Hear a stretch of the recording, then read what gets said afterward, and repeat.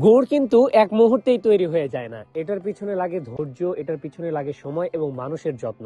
ভোরবেলা গাছ থেকে নামানো তাজা রস, এই রসটা সরাসরি জাল দেওয়া হয় না, এটাকে সুন্দর করে আগে পরিষ্কার করা হয়, দেন এটাকে পরিষ্কার করে ছেঁকে নিয়ে তারপরে চুলায় বসানো হয়।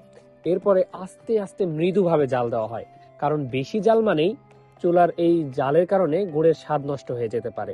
ঘন্টার পর ঘন্টা নেড়ে নেড়ে আস্তে আস্তে রং আর এটার ঘনত্ব আর গন্ধ দেখেই বোঝা যায় গুড় তখন প্রস্তুত। আর এই সময়টাই আসলে নির্ধারণ করে দেয় যে গুড়টা আসলে মিষ্টি হবে নাকি ঝাঁঝালো হবে, নরম হবে নাকি শক্ত হবে।